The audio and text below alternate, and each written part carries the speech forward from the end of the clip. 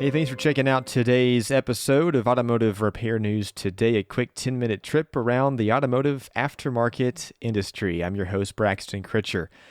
The Los Angeles fires have touched many families within this industry, and the Automotive Aftermarket Charitable Foundation is doing what they can to help and offer immediate support. If you know of someone in the industry affected by the fires, direct them to AACF for assistance.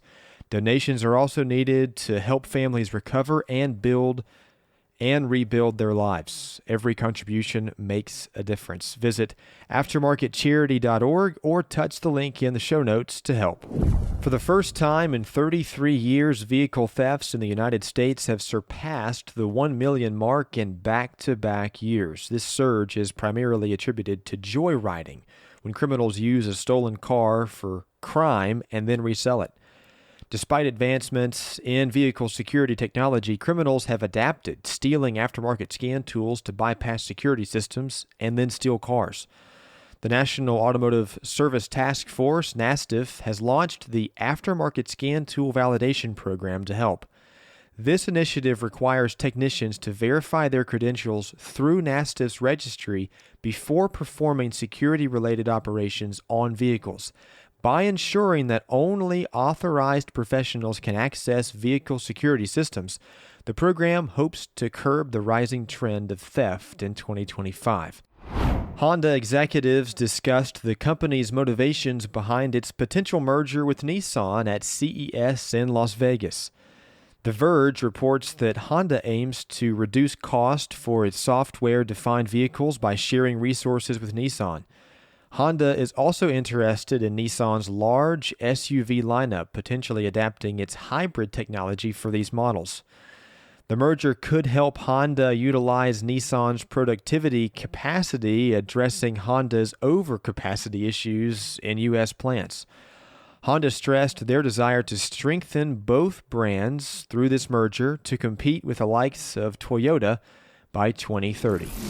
Snap-on's Tuesday topic training program led by Jason Gabrinas is back with weekly sessions on automotive repair. Running until April, the free program includes 30 minutes of instruction and a 15-minute Q&A. 2 evening time slots are available each Tuesday. Details on that in the podcast show notes. Women in Auto Care handed out 41 scholarships to women last year, totaling $171,000 in cash scholarships and 40 toolkit scholarships, thanks to a partnership with Napa Auto Parts. Their efforts are causing more women to consider automotive repair as a career.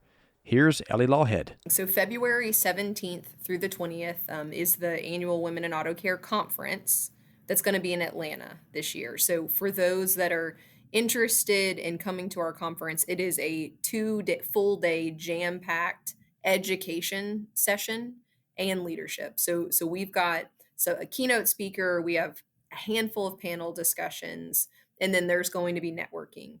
One of the biggest pieces of that conference, outside of getting to know peers, we actually have a gala. You call it a gala, it's a fancy dinner, if you will, but there's an auction, and the auction is tied directly to raising money for our scholarship funds. The winter registration period for ASC recertification testing is now open through March 31st. Test takers have 90 days to schedule their exams. ASC offers 3 testing options: in-person at Prometric Centers, ProProctor remote testing for recertifications, and ASC Renewal app for mobile recertification. Free study guides are available to help you prepare. To register, visit ASC.com, sign in, and select your tests. SEMA is accepting nominations for the 2025 Hall of Fame, a recognition to honor individuals who have significantly contributed to the automotive aftermarket. If you know of someone who has done so in their career and deserves the spotlight, nominate today. Nominations are open until March 14th at SEMA.org/HOF, with inductees announced in May and honored in July. Link in the show notes to nominate as well. Relief for American drivers could be coming. Auto insurers plan to slow down rate hikes for 2025. That's the good news, though. Here's the bad. While premiums will rise for the 7th straight year, increases will average about 7.5%, significantly lower than 2024's 16.5% hike. However, the average cost of auto insurance will hit a record $2,100 annually. Drivers in New Jersey, Washington, and California will face the steepest hikes, exceeding 15%. Meanwhile, Nevada and Florida will surpass Michigan as the most expensive states for car insurance. The National Highway Traffic Safety Administration has launched an investigation into over 2.6 million Tesla vehicles, focusing on the Actually Smart Summon feature. Basically, it's a self-driving valet system, covering 2016 to 2025 Model S and Model X 2017 to 2025 Model 3 and 2020 to 2025 Model Y.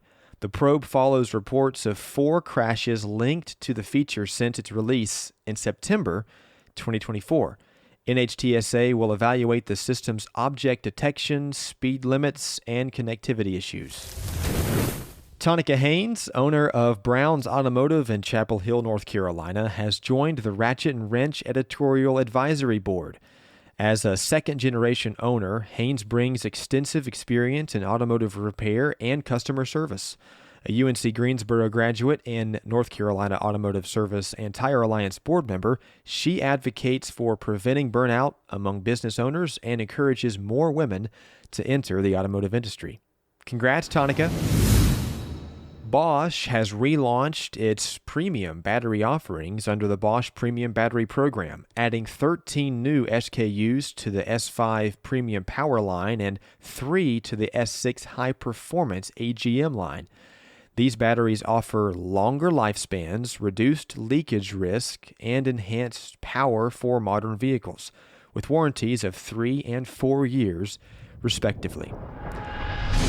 That's it for this week's 10-minute trip around the automotive aftermarket industry, called Automotive Repair News Today, the podcast. Thanks for listening. I'm Braxton. Reach out if you have news that you'd like to share or an interview guest that you'd like me to have on when you email me at braxton@automotiverepairnews.com. That's braxton@automotiverepairnews.com. Thanks for listening. Hey, if you're still here, thank you so much for listening to this episode of Automotive Repair News Today. If you enjoyed the show, please take a moment, like, share, subscribe to the podcast. It'll help us out a big deal and help grow the show. And you know what? While you're at it, slap on a review too if you feel like this content is helpful for the industry. Don't forget to follow us on all your favorite social media platforms. We're on Facebook, TikTok, YouTube, Twitter, Instagram, LinkedIn. Stay connected and be the first to know about new episodes, behind-the-scene content, and more. And until next time, let's make the industry better together.